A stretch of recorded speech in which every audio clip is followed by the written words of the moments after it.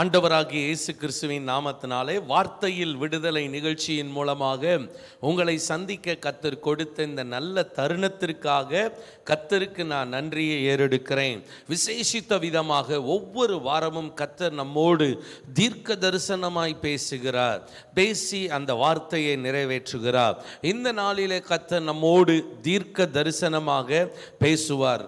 வேத வசனம் சொல்லுகிறது, லூக்கா எழுதின சுவிசேஷம் 5ஆம் அதிகாரம் 2வது வசனம், அப்பொழுது கடற்கரையிலே நின்ற 2 படகுகளை கண்டார். மீன் பிடிக்கிறவர்கள் அவைகளை விட்டிறங்கி வலைகளை அலசி கொண்டிருந்தார்கள்.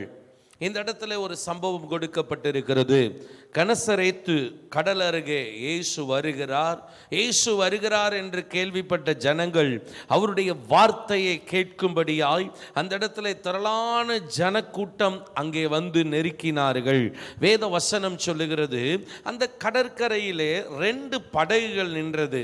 2 படகுகள் நின்றது. படகுகளை விட்டு இறங்கி மீனவர்கள் தங்களுடைய வெறும் வலைகளை அலசி கொண்டிருந்தார்கள். வெறும் வலைகளை அலசி கொண்டிருந்தார்கள். இரவெல்லாம் அவர்கள் மீன் பிடிக்க போய் ஒரு மீன் கூட அகப்படவில்லை. அவர்கள் கடற்கரையிலே தங்களுடைய படகுகளை விட்டுவிட்டு வெறும் வலையை அலசி கொண்டிருந்தார்கள். இந்த தருணத்தில் தான் இயேசு அந்த 2 படகுகளை பார்க்கிறார். அந்த 2 படகுகளிலே ஒன்று சீமோன் பேதுருனுடைய படகு. இப்ப சீமோன் பேதுருனுடைய படகின் அருகே வந்து சீமோன் பேதுருனிடத்தில் கேட்கிறார், உன்னுடைய படகை எனக்கு தா.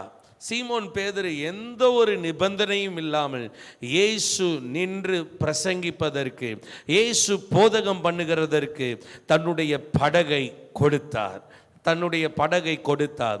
இந்த நிகழ்ச்சியை பார்த்து கொண்டிருக்கிற என் அன்பு கர்த்தருடைய பிள்ளைகளே, இயேசு உங்கள் அருகில் வந்திருக்கிறார். இயேசு உங்கள் அருகில் நிற்கிறார். இயேசு உங்கள் அருகில் வந்து நிற்கிறார். காரணம், அன்னைக்கு 2 படகுகளுக்கு பக்கத்தில் இயேசு போய் சீமோனுடைய படகில் ஏறினார். இன்னைக்கு எத்தனையோ பேர் உண்டு உங்கள் பட்டணத்தில், உங்கள் வீட்டில், உங்கள் கிராமத்தில். ஆனால் இந்த நிகழ்ச்சியை நீங்கள் பார்த்துட்டு இருக்கிறீங்க. பார்த்துக்கிட்டு இருக்க உங்களை பார்த்து இயேசு சொல்லுகிறார், உன் இருதயத்துக்குள் நான் வர வேண்டும், உன் வீட்டுக்குள் நான் வர வேண்டும், உன் இருதயத்தை எனக்கு தா, இருதயமாகிய படகை எனக்கு தா. அன்னைக்கு பேதுருவை பார்த்து கேட்டார், give me your boat, உன்னுடைய படகை எனக்கு நீ தா. இன்னைக்கு இயேசு உங்கள் அருகில் வந்து நின்று உங்களுடைய இருதயத்தை அவர் கேட்கிறார். give me your heart, உன்னுடைய இருதயத்தை நீ எனக்கு தா, உன் இருதயத்தில் நான் தங்கணும்.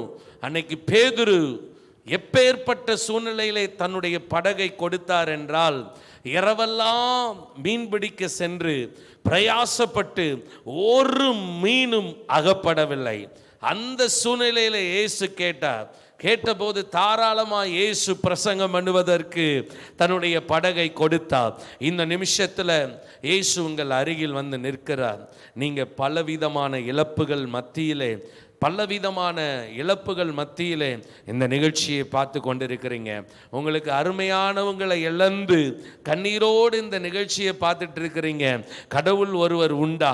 கடவுள் ஒருத்தர் இருந்தா நான் இதை இழந்திருக்க மாட்டேனே, நான் இப்போ கண்ணீர் வடிக்க வேண்டிய சூழ்நிலை வந்திருக்காதே, நான் இந்த சூழ்நிலைக்கு தள்ளப்பட்டு இருக்கிறேனே.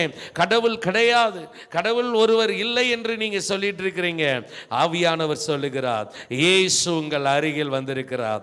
நீங்க இழப்பின் மத்தியிலே இழந்து போனதை நிமித்தமாய் கண்ணீர் வடிச்சிட்டு இருக்கிறீங்க. இப்போ உங்க இருதயத்துக்குள்ள அவர் வர விரும்புகிறார். காரணம், அவர் உங்க இருதயத்துக்குள் வரும்போது சமாதானம் வரும். அவர் உங்கள் இருதயத்துக்குள் வரும்போது ஆறுதல் வரும். அவர் உங்கள் இருதயத்துக்குள் வரும்போது ஒரு இயற்கைக்கு அப்பாற்பட்ட சமாதானம் உங்கள் இருதயத்தை நிரப்பும், உங்கள் குடும்பத்தை நிரப்பும், உங்கள் வாழ்க்கையை நிரப்பும், உங்கள் எதிர்காலத்தை நிரப்பும். அன்னைக்கு பேதுரு தன்னுடைய போட்டை இயேசுவுக்கு கொடுத்தார். நீங்களும் இந்த நிகழ்ச்சியை பார்த்து கொண்டிருக்கிற என் அன்பு தங்கச்சி, என் அன்பு தம்பி, என் அன்பு அம்மா அப்பா, உங்களை பார்த்து தான் இயேசு சொல்றார், உங்களுடைய இருதயத்தை இப்பொழுது அவருக்கு நீங்க இடம் கொடுங்க, அவருக்கு நீங்க இடம் கொடுங்க. வேத வசனம் சொல்லுகிறது, பிரசங்கம் பண்ணி முடித்த உடனே அவர் உடனே பார்த்து சொன்ன வார்த்தை, உங்களுடைய வலையை கொண்டு போய் நடுக்கடல்ல போடுங்க, நடுக்கடல்ல போடுங்க. யோசிச்சு பாருங்க, இரவெல்லாம் பிரயாசப்பட்டும் ஒரு பயனும் இல்லை, ஒரு பலனும் இல்லை, ஒரு பிரயோஜனமும் இல்லை. வெறும் வலையை அலசிட்டு இருக்கிறாங்க. ஆனா வேத வசனம் சொல்லுகிறது, அதே கடல், அதே படகு, அதே வலை, அதே வலை. ஆனால் இப்பொழுது கர்த்தருடைய வார்த்தை வந்து விட்டது. கர்த்தருடைய வார்த்தை வந்து விட்டது. பணத்தை இழந்துட்டீங்களா? பயப்படாதீங்க. தன்மானத்தை இழந்துட்டீங்களா? பயப்படாதீங்க. நஷ்டப்பட்டு நிற்கிறீங்களா? பயப்படாதீங்க. தோற்று போன நிலைமையில நிற்கிறீங்களா? பயப்படாதீங்க. பறி கொடுத்து நிற்கிறீங்களா?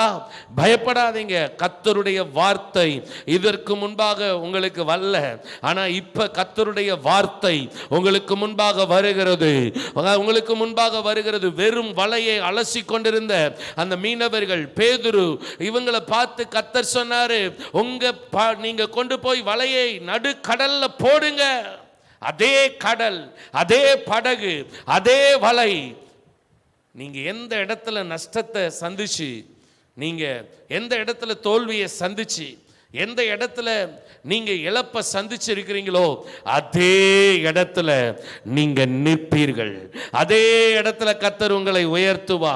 அதே இடத்துல உங்களை கர்த்தர் கனப்படுத்துவா. அதே இடத்துல உங்களை எழும்பி பிரகாசிக்கும்படியாய் செய்வா. அதே இடத்துல ரெட்டிப்பான நன்மையை கர்த்தர் தருவா. அதே இடத்துல ரெட்டிப்பான ஆசீர்வாதத்தை தருவா. அதே இடத்துல ரெட்டிப்பான சுதந்திரத்தை தருவா. கருவை இழந்துட்டீங்களா? பயப்படாதீங்க. ஐயோ, கரு கலைஞ்சிருச்சுன்னு கவலைப்படுறீங்களா? பயப்படாதீங்க. கர்த்தர் இரட்டத்தனையான ஆசீர்வாதத்தை உங்க கர்ப்பத்திலே தருவா. இரட்டத்தனையான நன்மையை உங்க பிசினஸ்ல தருவா. ஐயோ, இந்த வேலை போயிருச்சு, அதே இடத்துல, அதே நபர்களுக்கு முன்பாக, அதே பட்டணத்திலே, அதே கிராமத்திலே கர்த்தர் உங்களுக்கு பல மடங்கு சம்பளத்தை கொடுத்து உங்களை அந்த இடத்துல உயர்த்துவார். பயப்படாதீங்க. பேதுரு கர்த்தருடைய வார்த்தையின்படி, இயேசுவின் வார்த்தையின்படி போய் வலையை போட்டா. வேதம் சொல்லுகிறது, வலை கிளியத்தக்கதான மீனை கர்த்தர் கொடுத்தா. 2 படகு நிரம்பத்தக்கதான மீனை கர்த்தர் கொடுத்தா. 2 படகு நிரம்பத்தக்கதான மீனை கர்த்தர் கொடுத்தா. கரையில் நிற்கிறவங்க எல்லாரையும் கூப்பிட்டு, ஐயா இங்க வாங்க, ஐயோ போட்டு அமிழத்தக்கதாக மீன்கள் இருக்கு, வாங்க உங்க படகுலையும் நான் அந்த மீனை கொடுக்கிறேன் வாங்கன்னு சொல்லி சைகை காட்டி அழைத்தார்களாம். என் அன்பு தேவ ஜனங்களே, கர்த்தர் நீங்க எந்த இடத்துல நஷ்டப்பட்டீங்களோ அதே இடத்துல கர்த்தர் உங்களுக்கு ஆசீர்வாதத்தை கொடுக்க போகிறார். நீங்க நஷ்டப்பட்ட இடத்துல உங்களை வேடிக்கை பார்த்தாங்க, ஆனா கர்த்தர் நஷ்டப்பட்ட அந்த இடத்திலே உங்களை கர்த்தர் ஆசீர்வதிக்கும் போது வேடிக்கை பார்த்தவர்கள் எல்லாம் பிரமித்து நிற்க போகிறார்கள். எந்த இடத்துல ஐயோ என் கடையை மூட போறேன், என் தொழிலை மூட போறேன், ஐயோ நஷ்டம் வந்துருச்சு, பல லட்சம் கடன் வந்துருச்சுன்னு நீங்க கவலையோட இந்த நிகழ்ச்சியை பார்த்துக்கிட்டு இருக்கிறீங்களா? ஆவியானவர் சொல்லுகிறார், அதே இடத்துல நஷ்டத்தை பார்த்த உங்க பிசினஸ் கர்த்தர் ஆசீர்வதிக்க போகிறார். உண்மையான லேபர்களை கர்த்தர் தர போகிறார். உங்க பிசினஸ் தலை சிறந்து இருக்க போகிறது, தலை சிறந்து இருக்க போகிறது. பயப்படாதீங்க.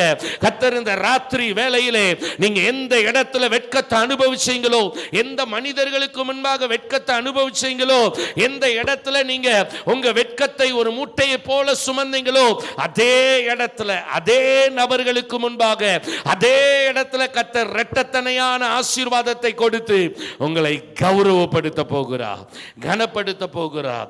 நாம் ஜெபிப்போமா? நன்றி பரிசுத்த ஆவியானவரே, நன்றி பரிசுத்த ஆவியானவரே, இப்பொழுதே ஒவ்வொருவர் மேலையும் கர்த்தருடைய வல்லமை பலமாய் இறங்கி வருவதாக, கர்த்தருடைய மகிமை பலமாய் இறங்கி வருவதாக, கர்த்தருடைய பிரசன்னம் பலமாய் இறங்கி வருவதாக, கர்த்தருடைய அபிஷேகம் பலமாய் இறங்கி வருவதாக. இயேசுவுக்கு இருதயத்தை கொடுத்திருக்கிறவங்க உங்களை கர்த்தர் ஆசீர்வதிக்க போகிறார். கர்த்தர் உங்களை ஆசீர்வதிக்க போகிறார்.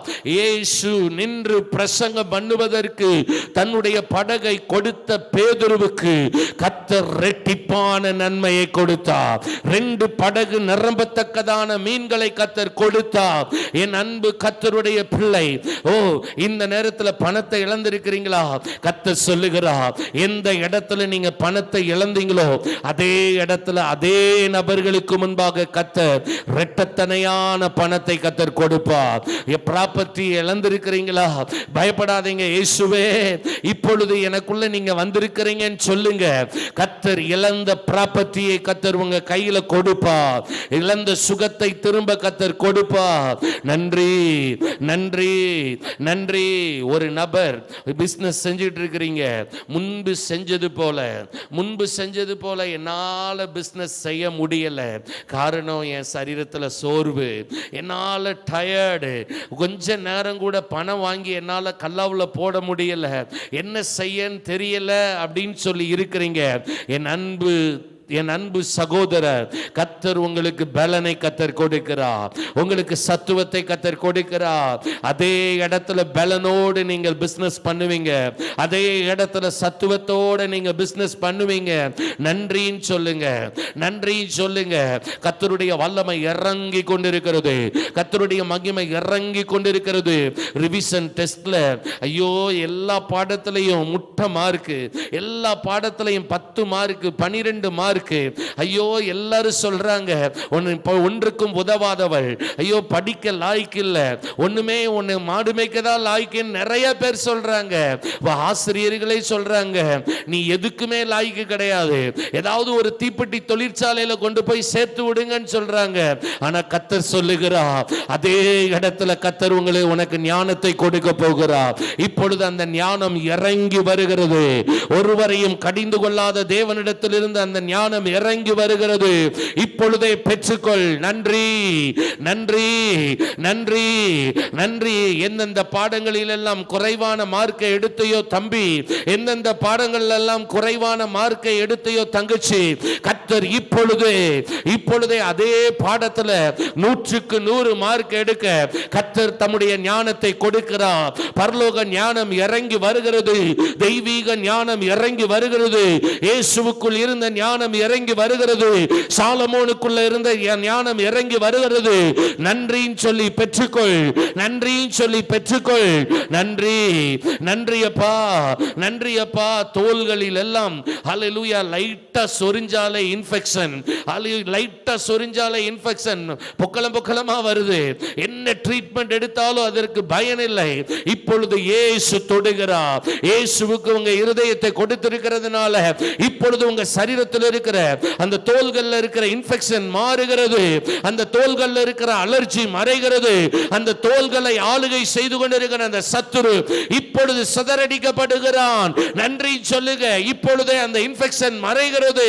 ஹல்லேலூயா ஹல்லேலூயா ஹல்லேலூயா. நன்றி நன்றி நன்றி. காலையில கடையை திறக்கிறது தான், ஒரு வாடிக்கையாளர்கள் கூட வரமாட்டேங்கிறாங்க, ஒரு வாடிக்கையாளர்கள் கூட வரமாட்டேங்கிறாங்க. அவ்வளவுதான் என் பிசினஸ், அவ்வளவுதான் என் வாழ்க்கை, அவ்வளவுதான் அப்படின்னு சொல்லி இருக்கிறீங்க. இயேசு சொல்லுகிறார், புது வாடிக்கையாளர்களை கர்த்தர் உங்க கடைக்கு தருகிறார். 4 திசைகள்ல இருந்து வாடிக்கையாளர்கள் உங்கள் கடையை தேடி வர போறாங்க. ஹல்லேலூயா. இந்த பிசினஸை கர்த்தர் தலை சிறந்திருக்க பண்ண போகிறார். இந்த பிசினஸை கொண்டு கர்த்தர் ஊழியத்தை, அநேக ஊழியத்தை தாங்க போறீங்க, அநேக மிஷனரிகளை தாங்க போறீங்க. நன்றி சொல்லுங்க. உங்க பிசினஸுக்குள்ள ஏசப்பாவோட வல்லமை இறங்கி கொண்டிருக்கிறது. உங்க பிசினஸுக்குள்ள கிரியை செய்கிற எல்லா பிசாசின் திட்டங்கள், மனுஷீக ஆவிகளின் வல்லமைகள் எல்லாம் தீக்கரையாக்கப்படுகிறது. நன்றி அப்பா, நன்றி அப்பா. என் வீட்டுக்குள்ள வந்ததுக்காக நன்றி, என் படிப்புக்குள்ள வந்ததுக்காக நன்றி, என் வாழ்க்கைக்குள்ள வந்ததற்காக நன்றி, என் சரீரத்துக்குள்ள வந்ததற்காக நன்றி ஏசப்பா. எங்களை தாழ்த்துகிறோம், உயர்த்துகிறோம், உம்மை உயர்த்துகிறோம்.